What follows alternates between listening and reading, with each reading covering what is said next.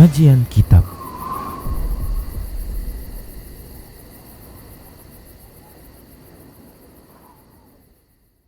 Bismillah, assalamualaikum warahmatullahi wabarakatuh.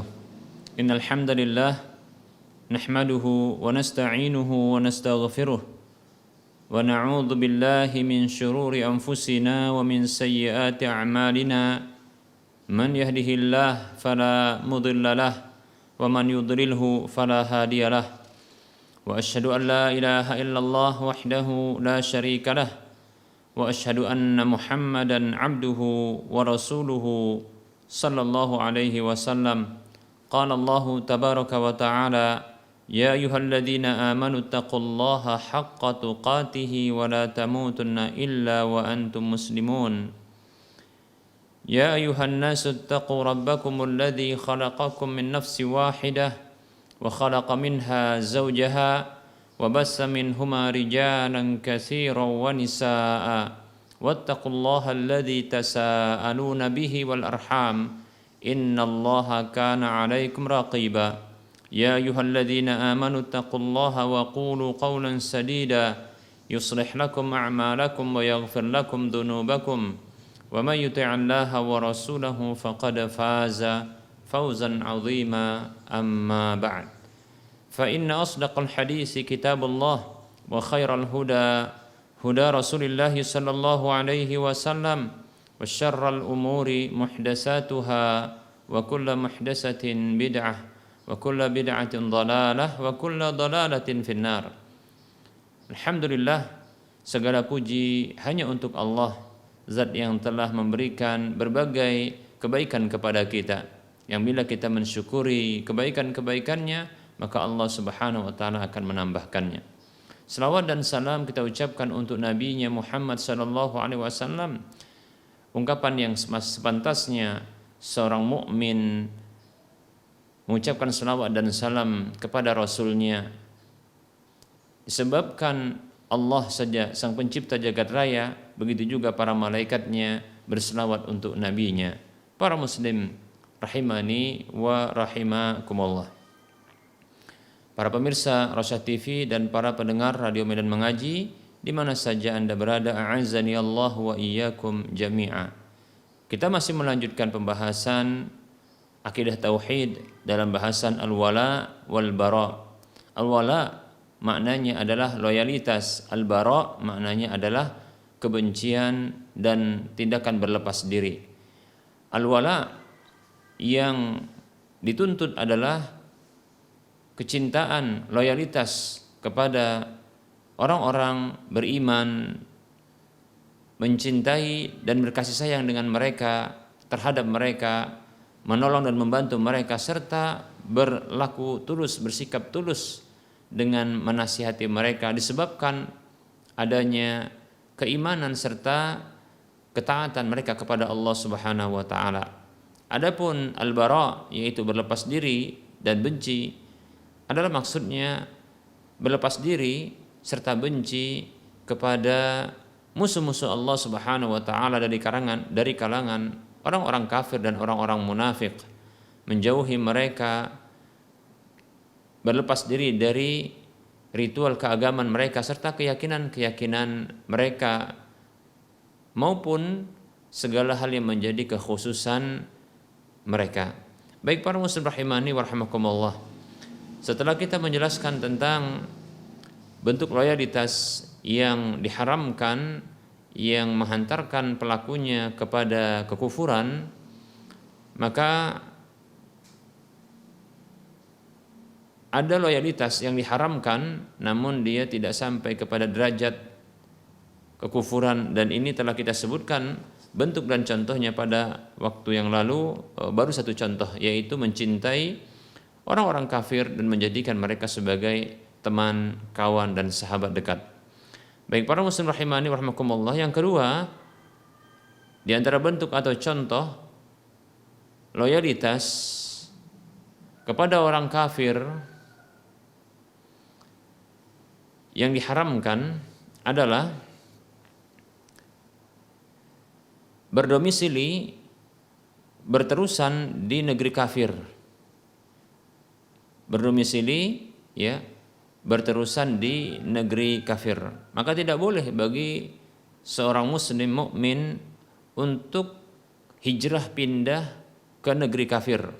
Negeri kafir adalah negeri di mana orang-orang kafir yang menguasai negeri tersebut, ya, dan memberlakukan hukum-hukum ya kekufuran di dalamnya, ya. Dan mayoritas yang diberlakukan ya adalah hukum kafir atau hukum kekufuran di negeri tersebut, walaupun terdapat di sana sejumlah ya kaum muslimin dari penduduknya. Baik para muslim rahimani wa rahimakumullah. Nah, tidak boleh bagi kita untuk tinggal di negeri seperti ini, yaitu negeri kafir, ya. Tidak boleh. Atau menyengaja pindah hijrah ya untuk berdomisili di negeri kafir tersebut, maka juga tidak boleh. Bahkan tidak boleh juga untuk menjadi warga negara ya negeri kafir tersebut walaupun mampu untuk menampakkan syiar-syiar agamanya di negeri tersebut, kecuali apabila dalam kondisi darurat atau karena ada kebutuhan. Contohnya seperti menuntut ya ilmu dari negeri kafir tersebut, di mana kaum muslimin, kaum mukminin membutuhkan ilmu tersebut, sehingga dia adalah delegasi dari pemerintah untuk ya menuntut atau mengambil ilmu itu agar bisa menyerapnya kemudian memberlakukannya di negeri-negeri kaum muslimin. Demikian ya. Begitu juga ya dikecualikan dari ketidakbolehan ini atau larangan ini adalah orang-orang yang menjadi dai, orang-orang yang mereka berdakwah, mengajak orang-orang kafir tersebut untuk memeluk agama Islam, menyebarkan syariat Islam, menyebarkan ajaran Islam di negeri kafir tersebut. Maka tentunya ini merupakan pengecualian yang dibenarkan di dalam syariat kita. Sebagaimana para sahabat mereka ya berangkat ke negeri-negeri jauh ya dari negeri Mekah dan Madinah untuk berdakwah ya, untuk berdakwah. Seperti Rasulullah SAW pernah mengutus Mu'adz bin Jabal dengan Abu Musa al-Asy'ari ke negeri Yaman ya. Begitu juga ya Mu'adz bin Jabal radhiyallahu anhu pernah ya berangkat ke negeri Syam dan seterusnya ya. Baik para muslim rahimani wa rahimakumullah. Tentunya perpindahan ini adalah dari negeri muslim kepada negeri kafir. Ini yang terlarang ya, untuk tinggal di negeri tersebut. Yang meninggalkan negeri muslim, negeri kaum muslimin, negeri Islam, malah menuju ke negeri-negeri kafir. Yang seperti ini tentunya terlarang. Baik para muslim rahimani wa rahimakumullah. Berkata Syekh Abdullah Al-Ahdal yang bermadzhab Syafi'i dalam kitab As-Saiful Battar ala man yuwalil kuffar, di halaman yang ke-7 beliau mengatakan wa hukmu man yantaqilu ilal baldati allati istawla 'alaiha ahlu syirk annahu 'asin fasiqun murtakibun likabiratin min kabairil ismi illam yarda ya bil kufri wa ahkamihi wa illa fa in radiya biha fahuwa kafirun murtad. Beliau mengatakan, dan hukum orang yang berpindah ke negeri yang dikuasai oleh orang-orang musyrik, orang-orang kafir, tentunya dari negeri Islam kepada negeri-negeri kafir, bahwasanya pelaku tersebut adalah asin, pelaku maksiat, pelaku ya kemaksiatan, fasik, serta telah melakukan salah satu dari dosa besar jika dia tidak ridho dengan kekufuran dan hukum-hukumnya. Namun apabila dia ridho dengan kekufuran tersebut dan hukum-hukumnya, maka dia pun menjadi kafir pula serta murtad. Demikian, ya. Baik para muslim rahimani wa rahimakumullah.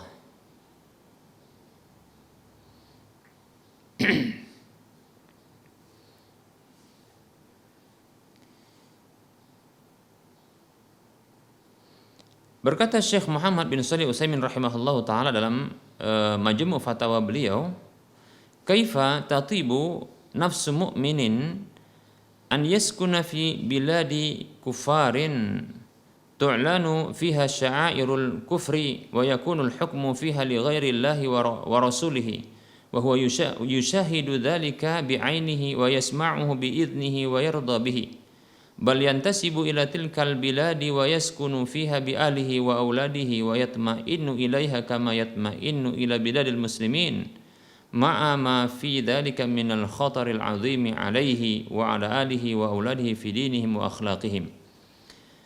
Berkata Syekh Muhammad Shalih Utsaimin rahimahullahu taala, bagaimana ya bisa tenang jiwa seorang mukmin untuk dia tinggal berdomisili di negeri-negeri kafir yang ditampakkan di negeri tersebut syiar-syiar kekufuran, dan hukum di negeri tersebut ya diberlakukan ya itu untuk selain Allah dan Rasulnya, sementara dia menyaksikan hal itu dengan mata kepalanya dan dia mendengarnya ya biudunihi dengan telinganya, serta dia bisa ridho dengannya, ya. Bahkan dia ya menisbatkan dirinya kepada negeri tersebut dan berdomisili di sana bersama dengan keluarganya dan anak-anaknya, serta tenang ya terhadap hal tersebut, sebagaimana tenangnya dia ketika berada di negeri kaum muslimin, ya. Padahal bersama dengan itu ya terdapat ya bahaya besar bagi dirinya, bagi keluarganya dan anak-anaknya pada agama dan akhlak mereka. Demikian, maka tak pantas seorang mukmin bisa demikian, ya. Seperti itu para muslim rahimani wa rahimakumullah, ya. Nah, kecuali dalam kondisi darurat, ya, dalam kondisi darurat, ya. Atau dalam kondisi memang ada kebutuhan hajah yang sangat mendesak, seperti yang tadi kita katakan, ya. Seorang muslim yang tinggal di sana itu untuk mengambil ilmu yang tidak ada di negeri-negeri kaum muslimin ilmu tersebut, dan dibutuhkan oleh kaum muslimin ilmu tersebut, seperti contohnya ya satu teknologi yang dibutuhkan oleh kaum muslimin dan ini hanya ada diajarkan di negeri-negeri kafir, maka ya boleh mengutus ya beberapa kaum muslimin ya untuk belajar di negeri kafir tersebut, untuk menimba ilmu dari orang-orang kafir sehingga menyerap dan kemudian menyebarkannya di negeri-negeri kaum muslimin. Tentunya dengan syarat amannya ya pada agama serta akhlak mereka, dan mereka termasuk orang-orang yang istiqomah ya, berpegang teguh dengan agama dan prinsip-prinsip Islam. Demikian, ya. Bila tidak maka dipilih yang aman ya, yang istiqomah di dalam agama dan akhlak mereka. Baik para muslim rahimani warahmatullah. Begitu juga ya orang-orang yang ditugaskan untuk berdakwah atau mereka memilih untuk berdakwah ya di negeri kafir, mengajak orang-orang kafir untuk bisa ya memahami prinsip-prinsip Islam ya, agar bisa menyebarkan ajaran Islam di negeri-negeri orang-orang kafir tersebut. Demikian para muslim rahimani warahmatullah. Nah, apabila tidak ada kebutuhan yang darurat, begitu juga tidak ada kebutuhan yang sangat mendesak, maka tidak boleh untuk tinggal di negeri kafir. Berdasarkan ungkapan Jarir bin Abdullah radhiyallahu anhu, bay'atun nabiyya sallallahu alaihi wasallam 'ala nushi li kulli muslimin. Aku membaiat Nabi, yaitu menyatakan sumpah setia kepada Nabi sallallahu alaihi wasallam untuk menasihati setiap muslim. Ini riwayat Muslim dan Nasa'i.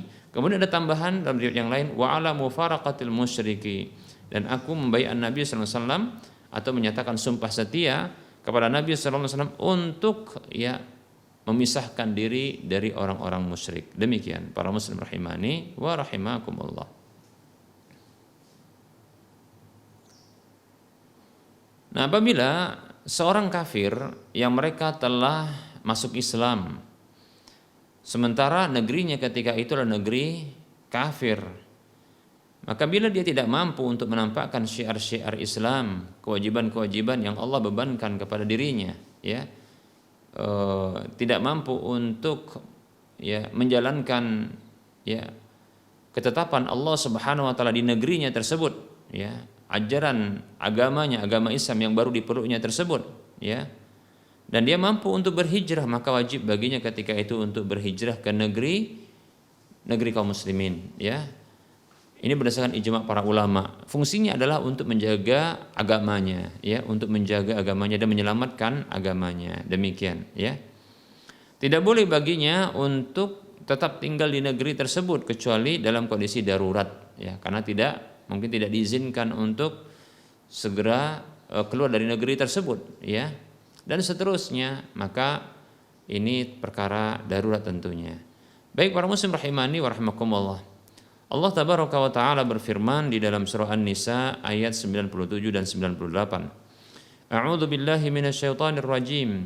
Innal ladzina tawaffahumul malaikatu zalimi anfusihim qalu fima kuntum qalu kunna mustad'afina fil ard qalu alam takun ardullahi wasi'atan fatuhajiru fiha faulaika ma'wahum jahannam wasa'at masira.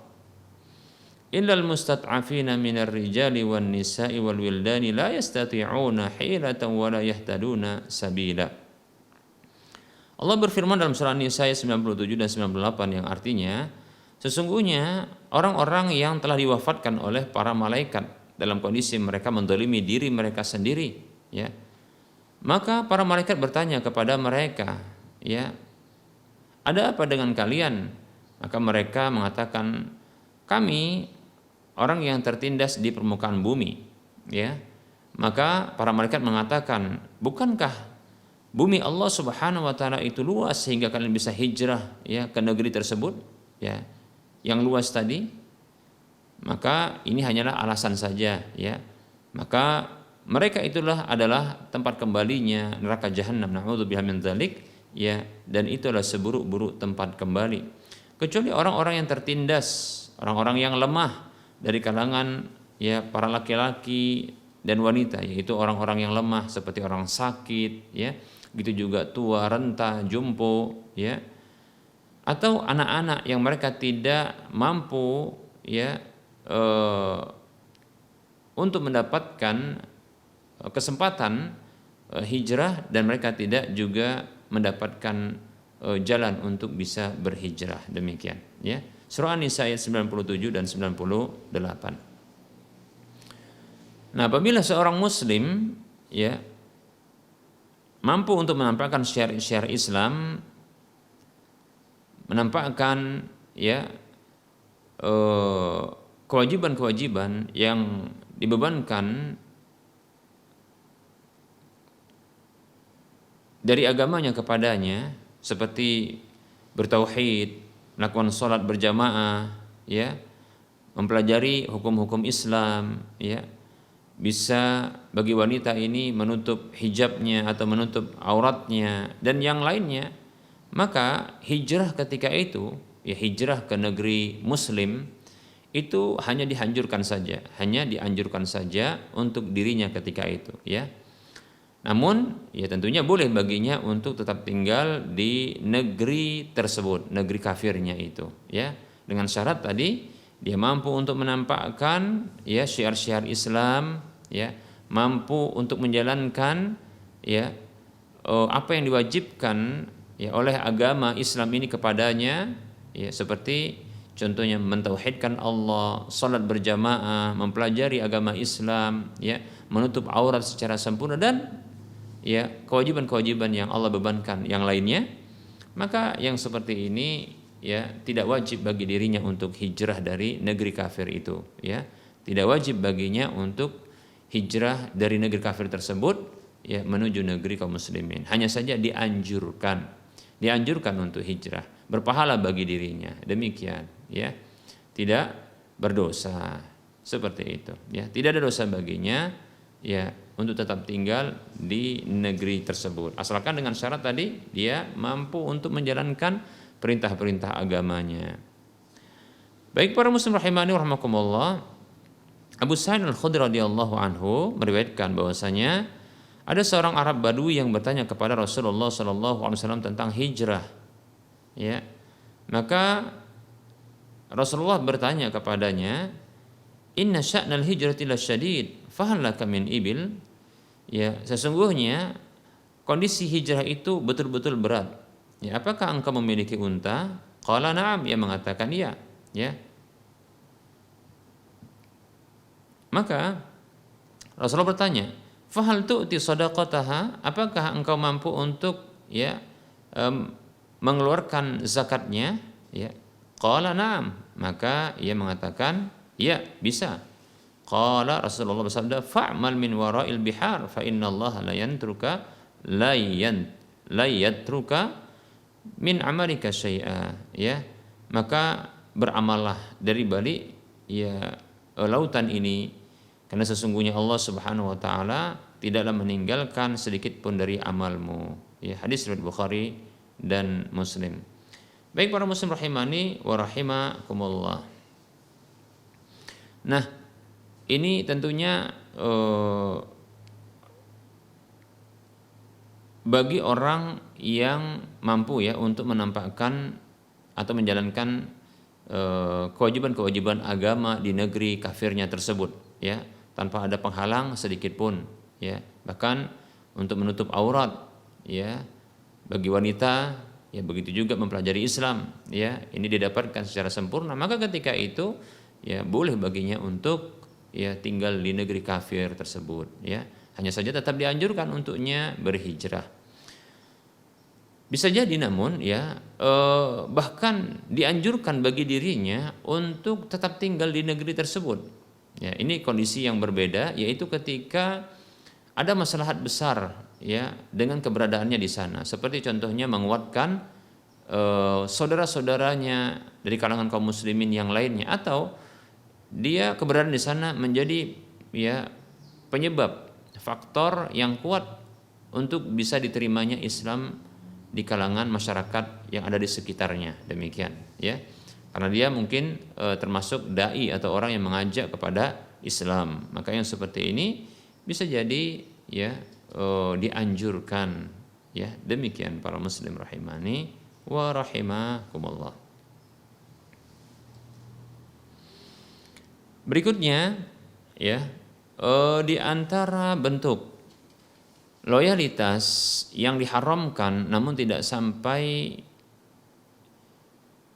kepada kekufuran, tidak menghantarkan pelakunya kepada kekafiran, namun ini hukumnya adalah haram, adalah bentuk yang ketiga, bersafar ke negeri kafir tanpa ada kebutuhan, ya, tanpa ada kebutuhan, ya, hanya sekedar jalan-jalan, ya, menikmati pemandangan, ya, atau barangkali menikmati hanya pingin tahu begitu, ya, apa sih keindahan dari negeri tersebut, ya, maka ini termasuk yang diharamkan, ya, bagi seorang muslim mukmin untuk bersafar ke negeri kafir tersebut, ya, kecuali bila ada kebutuhan yang mendesak tentunya, ya. Nah, kalau ada kebutuhan yang mendesak bagi seorang mukmin atau muslim untuk bersafar ke negeri-negeri kafir tersebut, ya, maka boleh baginya, ya, untuk bersafar, ya. Contohnya bersafar ini apa yang menyebabkan, yang penting dan mendesak, ya. Contohnya melakukan hubungan bilateral dengan orang-orang kafir tersebut, ya. Dan ini maslahatnya adalah antar negara, bahkan ini bisa memberikan maslahat kepada negeri kaum muslimin sendiri, demikian, ya, baik itu secara pribadi, ya, ataupun secara umum bagi kaum muslimin, ya, seperti itu. Namun tentunya hal ini, kebolehan seperti ini harus memenuhi 3 syarat berikut. Yang pertama adalah Orang yang pergi bersafar ke negeri kafir tersebut adalah orang yang memiliki ilmu tentang apa saja yang diperintahkan ya untuk dirinya, ya kewajiban-kewajiban ya yang wajib dia lakukan, ya maka dia telah memiliki ilmu tentang hal tersebut, ya. Begitu juga dia memiliki ilmu ya dan wawasan tentang perkara-perkara yang bermanfaat dan perkara-perkara yang memudaratkan, ya sehingga dia tidak jatuh kepada hal-hal yang bisa jadi memudaratkan dirinya, ya atau bisa dia memilih sesuatu yang bermanfaat bagi dirinya. Ini penting ya, ilmu ya. Jadi orang yang bersafar itu ketika memang ada kebutuhan dan keperluan darurat ya untuk bersafar ke negeri kafir, dibolehkan dengan 3 syarat ini. Syarat yang pertama tadi kita sebutkan adalah dia memiliki ilmu, ya memiliki ilmu, yaitu ilmu tentang agamanya dan ilmu tentang apa saja bermaslahat, apa saja yang bermudarat, demikian. Sehingga dia bisa memilih mana yang bermaslahat dan menghindari mana yang bermudarat, demikian. Baik. Syarat yang kedua, ya, dia dalam kondisi aman, ya, dan jauh dari sebab-sebab, ya, terfitnahnya dia dalam agama dan akhlaknya, ya. Nah, ini syarat yang kedua, yaitu dia dalam kondisi aman. Ya, jadi dia harus memastikan amannya dirinya di negeri kafir tersebut ketika dia bersafar, ya, itu aman ya pada agamanya dan akhlaknya, ya tidak terkontaminasi dengan agama dan akhlaknya orang-orang kafir, ya. Karena tentunya sesuatu yang dilihat ini akan membekas di dalam jiwa, ya sesuatu yang dilihat itu akan membekas di dalam jiwa, demikian. Kemudian syarat yang ketiga adalah dia mampu untuk menampakkan syiar-syiar agamanya, ya, syiar-syiar Islam di negeri tersebut ketika dia bersafar ke sana karena ada kebutuhan, ya.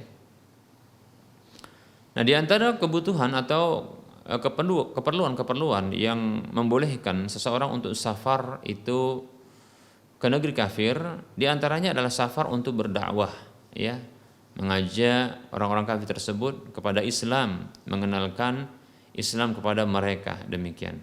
Begitu juga safar untuk urusan hubungan bilateral yang tadi sudah kita sebutkan, ya, antara dua negara tersebut. Berarti dia adalah delegasi dari pemerintahan kaum muslimin, seperti itu.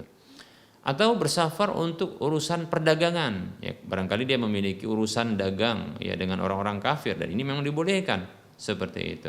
Atau dia bersafar untuk contohnya terapi dan berobat, ya, terapi dan berobat, seperti itu, yang tentunya tidak didapatkan, ya,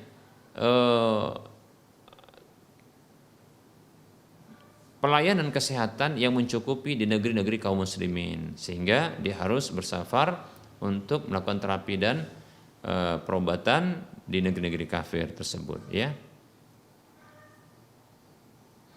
Demikian para muslim rahimani rahimakumullah. Tadi seperti kita juga katakan bersafar untuk ya menuntut ilmu yang dibutuhkan oleh kaum muslimin dari ilmu-ilmu dunia. Nah, seperti itu, ya. Nah, ini dibolehkan, ya. Tapi dengan syarat tentunya tidak ada ilmu tersebut di negeri-negeri muslim. Kalau ada ilmu tersebut di negeri-negeri muslim, maka didahulukan bersafar ke negeri-negeri muslim yang lain untuk menimba ilmu tersebut.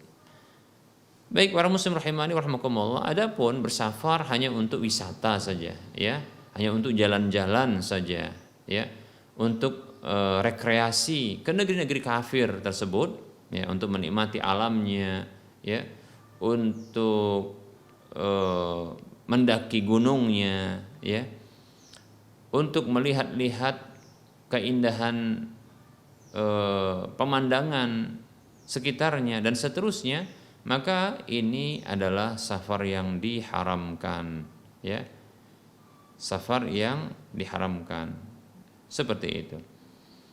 Berdasarkan keumuman hadis, ya, Jabir radhiyallahu an yang kita telah sebutkan, ya, bahwasanya ya termasuk baiat yang pernah diberlakukan ya oleh Nabi SAW kepada para sahabatnya adalah ya memisahkan diri dari orang-orang kafir. Demikian kata Jarir radhiyallahu an, bay'atun Nabiy sallallahu alaihi wasallam ala nushi likulli muslimin wa ala mufaraqatil musyrik. Aku membaiat Nabi, yaitu menyatakan sumpah setia kepada Nabi sallallahu alaihi wasallam untuk menasihati setiap muslim dan untuk ya memisahkan diri dari orang musyrik. Demikian para muslim rahimani wa rahimakumullah.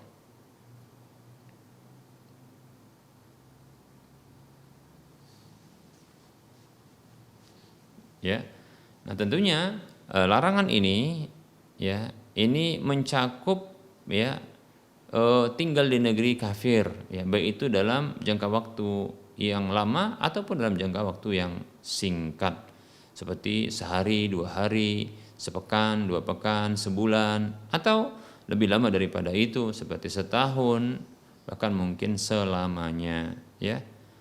Maka ini sangat berbahaya ya bagi keselamatan agama serta akhlak seorang muslim ya. Karena bila dilakukan tanpa ada kebutuhan dan darurat, maka ini sangat mengancam ya agama serta akhlak seorang muslim. Ya tentunya kekafiran-kekafiran yang biasa dilakukan di negeri-negeri kafir tersebut ya, ritual-ritual ya, keburukan-keburukan. Ya kita katakan apa sih keburukan di negeri kafir? Masya Allah ya kita katakan tentunya ibadah-ibadah mereka ya, ritual-ritual keagamaan mereka, keyakinan-keyakinan mereka yang tampak dalam kehidupan sehari-hari mereka, sampai pun perkara-perkara ya kesyirikan dan kekufuran bahkan yang sangat rendah ketimbang itu, yaitu perkara-perkara kemaksiatan yang biasa mereka lakukan, seperti contohnya kehidupan yang bebas ya antara hubungan laki-laki dan wanita tanpa ada batas ya, di mana ya ada sebahagian negara yang orang tua itu tidak memiliki hak ya untuk mencegah anak perempuannya atau anak laki-lakinya untuk berduaan hidup bersama dengan ya orang yang berbeda jenis kelaminnya dengan anaknya tersebut ya. Nah, ketika itu diberikan ya perlindungan kepada sang anak untuk ya bertanggung jawab terhadap dirinya ya, walaupun harus barangkali ya hamil atau menghamili. Nah, seperti itu ya. Seks bebas ya, seperti itu biasa, pacaran ya dan seterusnya ya. Na'udzubillah min dzalik. Bahkan dalam urusan pakaian yang begitu terbuka tanpa ada rasa malu. Nah, ini tentunya akan mempengaruhi ya orang-orang muslim ya seperti itu pada agama dan akhlak mereka. Wallahu taala alam. Maka wajar ya para ulama pun memberikan hukum haram ketika bersafar atau ya berdomisili bertempat tinggal di negeri-negeri kafir ya. Baik para muslim rahimani wa rahimakumullah, semoga Allah Subhanahu wa taala memberikan kemudahan kepada kita ya untuk mengamalkan kebaikan ya, menerima kebenaran, dan semoga kaum muslimin diberi kekuatan dan hidayah kepada Allah Subhanahu wa taala untuk ya beramal kesolehan di mana saja mereka berada, dan semoga Allah Subhanahu wa taala mewafatkan kita semua di atas hidayahnya. Amin ya rabbal alamin. Kita cukupkan untuk penyampaian materi pada pertemuan kali ini. Kita akan lanjutkan ya berikutnya dengan sesi soal jawab.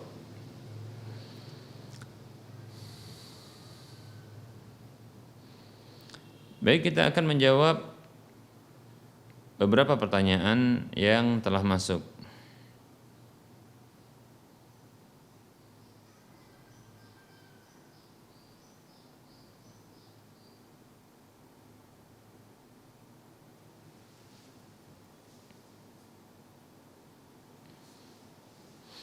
Assalamualaikum warahmatullahi wabarakatuh. Maaf Ustaz mengganggu waktunya. Nama saya Zulfahri. Ada yang mau saya tanyakan, yaitu masalah wasiat orang tua saya yang telah meninggal. Ayah saya meninggal di tahun 2017 rahimahullahu taala. Allahumma ighfir lahu warhamhu wa'afihi wa'fu anhu wa akrim nuzulahu wa wasi' madkhalahu. Beliau telah mengatakan kepada ibu saya bahwa harta peninggalannya yang berupa rumah saat ini masih ditempati ibu itu nantinya dibagi rata kepada 4 anaknya. Kami 4 bersaudara terdiri dari 1 wanita dan 3 pria. Yang saya mau tanyakan, ya, apakah secara syariat wasiat dari ayah kami memang harus dilaksanakan ataukah tidak? Jazakallahu khairah. Baik para muslim rahimani wa rahmakumullah, karena ini belum terjadi, kita jawab dulu ya. Waalaikumsalam warahmatullahi wabarakatuh. Nah, wasiat ini, ya, wasiat orang yang meninggal dunia yang bertentangan dengan hukum Allah Subhanahu wa taala, maka tidak boleh diberlakukan. Ya. Sebuah wasiat, ya, yang bermuatan maksiat maka tidak boleh diberlakukan. Nah, bila diberlakukan maka ini akan mengakibatkan, ya, ancaman berlaku bagi sang pemberi wasiat, begitu juga orang yang melaksanakan wasiat tersebut. Demikian. Apa maksiat yang dilanggar oleh wasiat ini? Yaitu menihilkan dan meniadakan hukum waris, ya, menihilkan dan meniadakan hukum waris. Ketahui sesungguhnya Allah Subhanahu wa taala menjelaskan, ya, di dalam Al-Qur'an tentang hukum-hukum waris, bahagian-bahagian, ya, yang mesti diterima oleh ahli waris. Dalam surah An-Nisa ayat 11 Allah menjelaskan, ya, tentang hak-hak anak, ya. Kemudian begitu juga hak orang tua dari harta peninggalan tersebut, harta warisan tersebut, ya. Begitu juga di ayat setelahnya, yaitu di ayat yang ke-12 Allah Subhanahu wa taala berbicara, ya, tentang hak bagian suami dan istri, ya, hak bagian suami dan istri, begitu juga saudara-saudara disebutkan demikian, ya. Nah, di ayat ke-13 Allah Subhanahu wa taala menyatakan tilka hududullah, itu adalah batasan-batasan Allah. Jadi Allah sendiri mengatakan bahwasanya, ya, pembagian warisan itu adalah batasan-batasan Allah yang harus dipenuhi. Kemudian Allah mengatakan wa may yuti'illaha wa rasulahu, ya, yudkhilhu jannatin tajri min tahtihal anhar khalidina fiha, ya, dzalikal fawzul azim, ya. Itulah batasan-batasan Allah, dan siapa saja yang taat kepada Allah dan Rasulnya maka Allah masukkan dia ke dalam, ya, surga-surga yang mengalir dari bawahnya sungai-sungai, kekal di dalamnya. Itulah kemenangan yang besar. Nah, di ayat ke-14 Allah mengatakan wa may ya'sillaha wa rasulahu wa yata'adda hududahu yudkhilhu naran khalidan fiha wa lahu 'adzabun muhin. Allah mengatakan, dan siapa saja yang durhaka kepada Allah dan Rasulnya serta melanggar batasan-batasan Allah. Lihat, apa tadi batasan Allah? Yaitu pembagian warisan, ya. Jadi orang yang melanggar batasan Allah tidak, ya, tidak memberlakukan, ya, warisan tersebut, tidak membagi sesuai dengan warisan tersebut, ini merupakan bentuk melanggar batasan Allah, ya. Maka apa sanksi hukumannya? Yudkhilhu naran khalidan fiha. Allah masukkan dia ke dalam neraka, ya, kekal di dalamnya, dan dia mendapatkan azab yang menghinakan, seperti itu. Jadi ada ancamannya. Oleh karenanya jangan sampai diberlakukan, ya, wasiat seperti ini kecuali bila telah berlalu. Bila telah berlalu pembahagian tersebut dan sudah diterima masing-masing, bahkan sudah digunakan, maka ketidaktahuan seperti ini mudah-mudahan dimaafkan. Namun, ya, apabila belum diberlakukan, hanya saja wasiat itu telah terucapkan, maka wasiat itu wajib dibatalkan. Wajib dibatalkan. Demikian. Nah, ini adalah pendapat yang kuat. Walaupun ada pendapat yang lain mengatakan bahwasanya, ya, apabila ahli waris itu ridho untuk dibagi, ya, sesuai dengan keridhaan dan kesepakatan mereka, ya, maka ini dibolehkan. dengan alasan bahwasanya ya harta yang menjadi hak mereka itu adalah hak manusia yang itu dibagi, ya itu boleh dibagi bila berdasarkan ya kerelaan mereka. Namun wallahu taala alam, pendapat yang tepat adalah pendapat yang tadi kita sebutkan yang pertama. Sesungguhnya pembahagian ya warisan itu ya itu hak Allah. Namun ketika harta-harta yang sudah didapatkan itu ya itu diterima oleh masing-masing pihak yang berhak dari ahli waris untuk mendapatkan warisan, nah disitulah dia berhak untuk menyerahkan dan membagikan kepada yang lainnya setelah dia mengetahui bagiannya. Nah seperti itu yang sesungguhnya ungkapan yang benar, ya bukan dari awal ya ini dihilangkan ya hukum Allah dalam warisan tersebut, tidak ya. Jadi dibagi dulu ya sesuai dengan hukum Allah, itu hukum waris. Nah setelah masing-masing pihak dari ahli waris itu telah mendapatkan hak warisnya, maka itu dikembalikan kepada mereka atas dasar kerelaan mereka untuk membagikan kepada siapa saja dari ahli waris yang lain atau kepada pihak yang di luar dari ahli waris tersebut. Wallahu ta'ala a'lam, demikian ya. Maka tidak boleh untuk diberlakukan hal yang seperti ini ya, yaitu dengan memberlakukan wasiat orang tua. Maka ini harus dibatalkan. Lalu bagaimana caranya ya? Nah, bila sang ayah ini telah meninggal dunia dan tidak memiliki orang tua, ya dan ahli warisnya adalah istri dan 4 anak, 1 wanita dan 3 laki-laki, maka istri itu mendapatkan 1/8 dari harta warisan, ya keseluruhan dari harta warisan, ya mendapatkan 1/8 dari seluruh harta warisan. Kemudian sisanya itu dibagi ke anak-anak, ya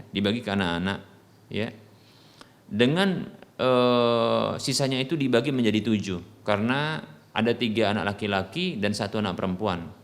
Yang laki-laki mendapatkan 2 bagian lebih besar dari anak perempuan. Oleh karenanya 3 laki-laki ini itu mendapatkan 2 porsi, maka menjadi 6, kemudian 1 wanita, ya anak perempuan. Maka sisa dari sang ibu tersebut yaitu 1/8, ya si 1/8, ya maka ada sisanya 7/8. Maka 2 bagian diserahkan kepada anak masing-masing, anak laki-laki, dan 1 bagian untuk anak perempuan, seperti itu.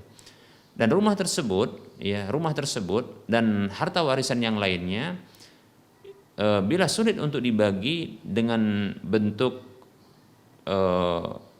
benda, ya maka bisa dibagi dengan bentuk nominal uang.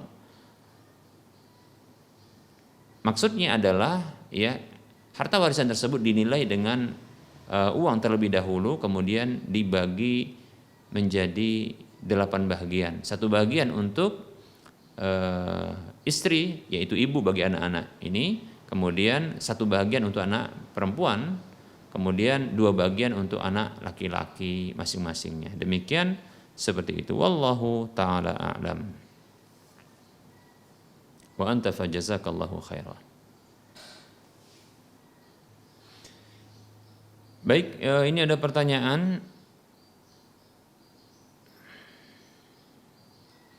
Bismillah, assalamualaikum warahmatullahi wabarakatuh. Ustaz, semoga Allah senantiasa melindungi Ustaz dan keluarga. Maaf Ustaz, ya saya Saiful Ridho mau bertanya perihal berikut. Apakah boleh wanita posting foto atau video karena terpaksa, contohnya untuk memenuhi dokumentasi sebuah lembaga beasiswa tempat yang diembannya, dan bagaimanakah solusinya Ustaz? Jazakallahu khairan.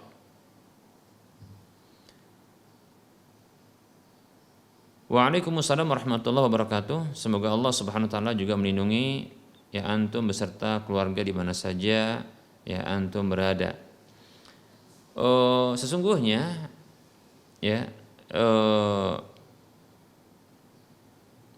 foto ya, untuk wanita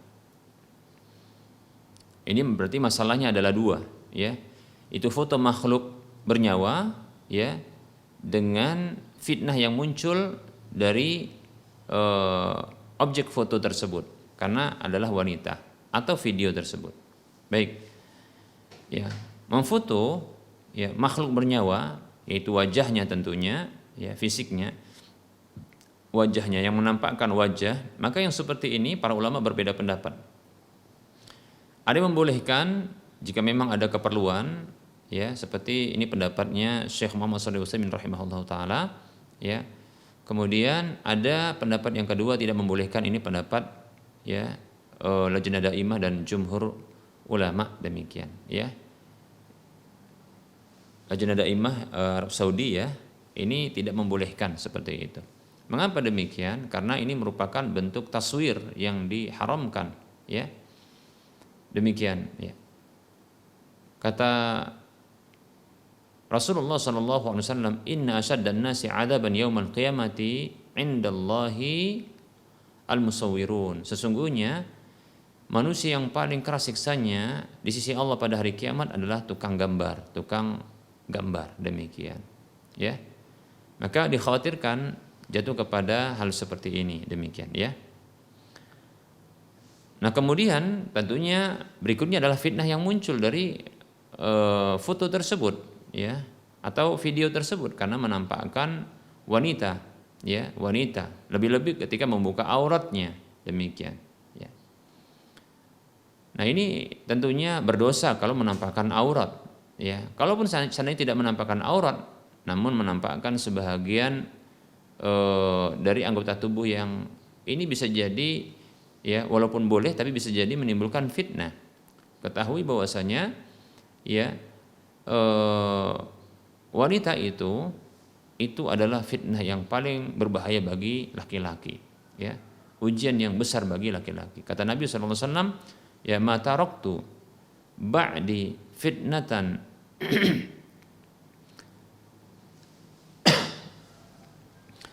adarra 'ala rijali minan nisa'i. Tidak aku tinggalkan setelahku sebuah ujian yang memudaratkan bagi laki-laki, ya, ketimbang wanita, demikian. Jadi wanita itu, ya, merupakan ujian yang memudaratkan, paling memudaratkan bagi laki-laki, seperti itu. Lantas bagaimana solusinya? Wallahu taala alam, barangkali yang bisa dilakukan adalah mengambil foto atau video, ya, itu dari arah belakang,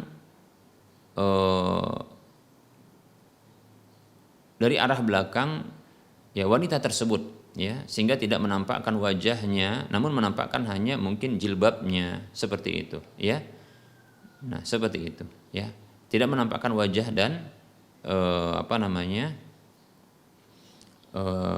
tidak menampakkan wajah, begitu juga tidak menampakkan auratnya, demikian, ya.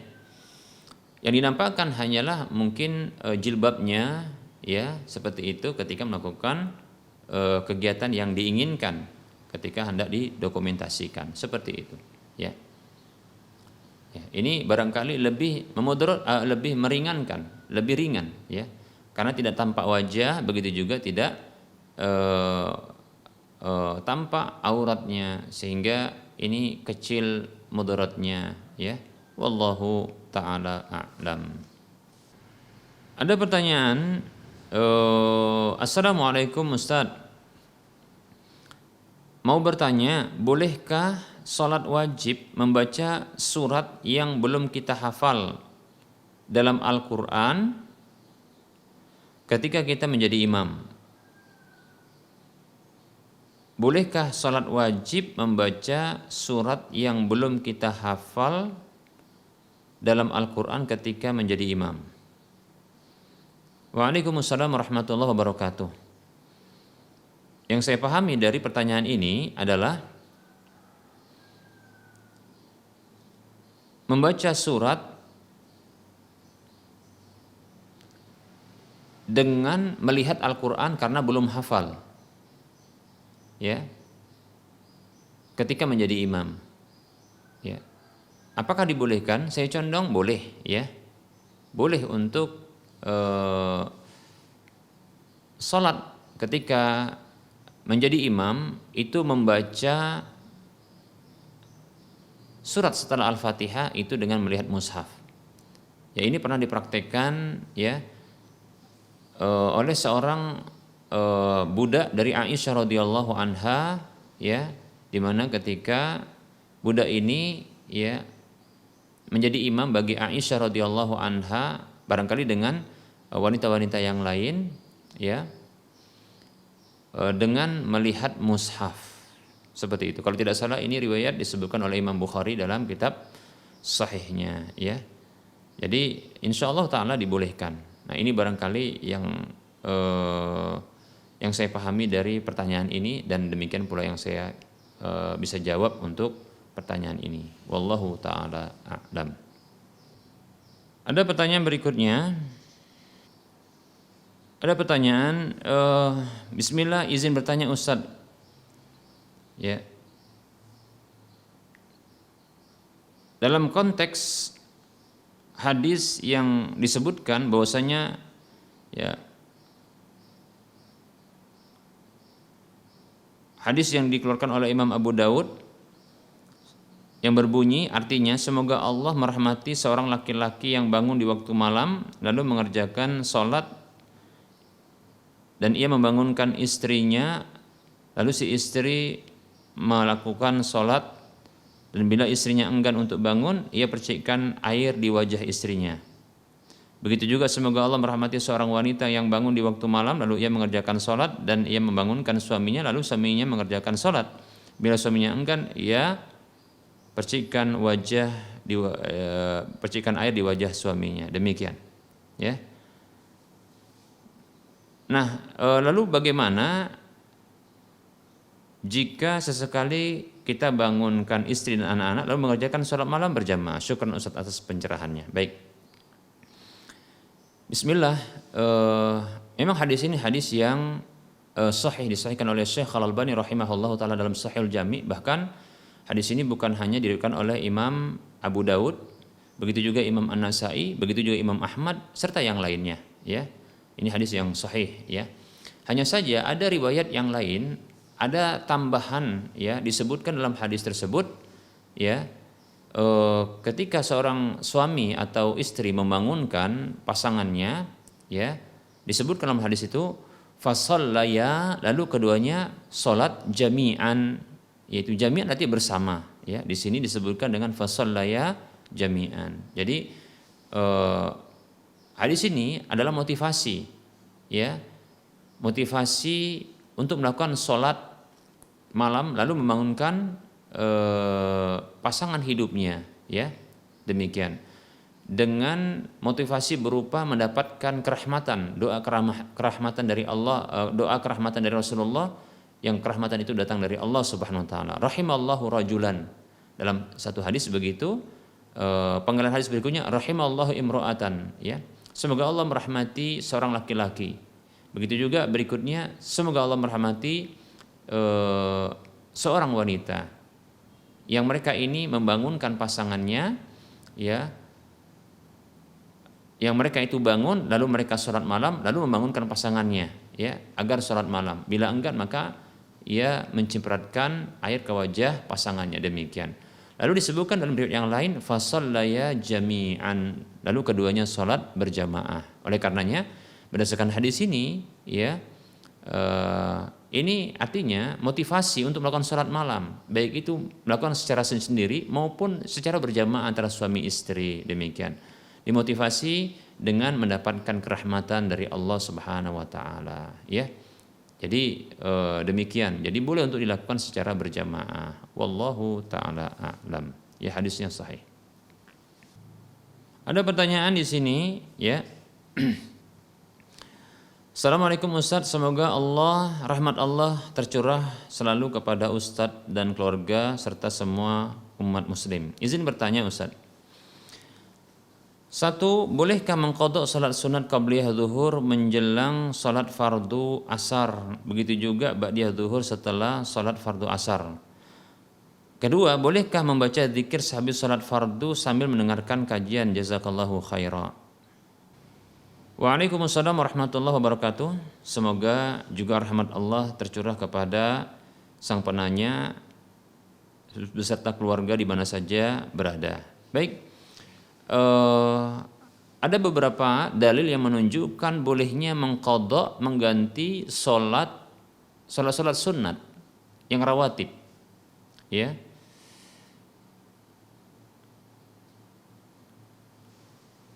Ketika ada penghalangnya.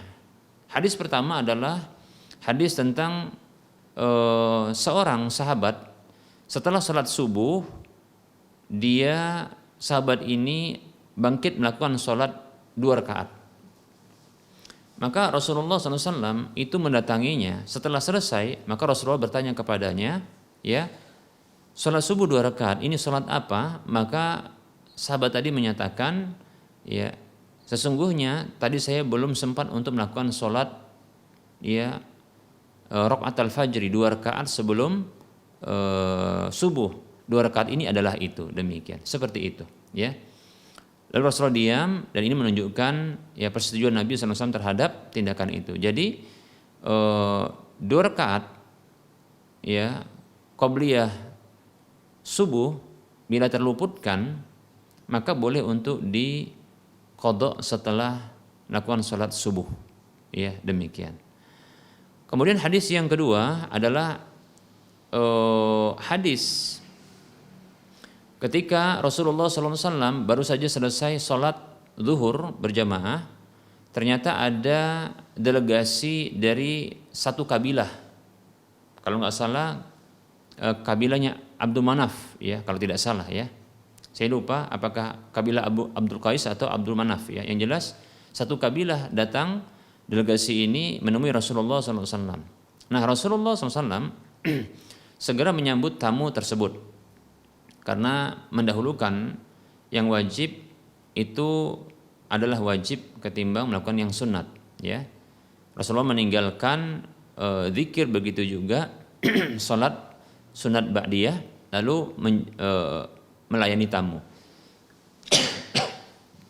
Baik. Ternyata tamu tersebut itu sampai asar. Maka adzan asar, maka Rasulullah SAW pun salat asar. Lalu Rasulullah SAW melakukan sholat 2 rakaat. Lalu ada seorang istri Nabi SAW, kalau tidak salah Ummu Habibah radhiyallahu anha atau Ummu Salamah, saya lupa, bertanya kepada Nabi SAW tentang 2 rakaat setelah asar ini. Seakan-akan istri Nabi SAW ini mengetahui larangan sholat 2 rakaat setelah asar. Maka Rasul menceritakan bahwasanya beliau belum sempat untuk melakukan sholat ba'da zuhur. Untuk melakukan sholat ba'da zuhur, lalu beliau mengqadhanya setelah asar. Baik. Nah, oleh karenanya saya pribadi condong untuk bolehnya mengqadha sholat-sholat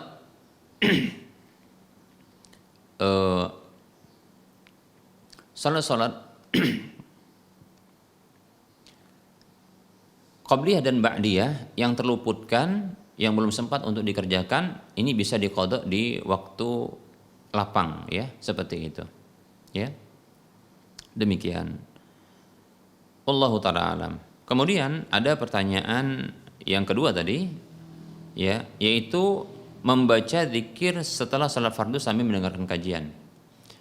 Kalau dari sisi kebolehannya maka tentunya boleh, hanya saja tentunya kurang afdol. Karena tentunya akan terganggu salah satunya, yaitu kekhusyuan dari zikir, begitu juga terganggu kekhusyuan dari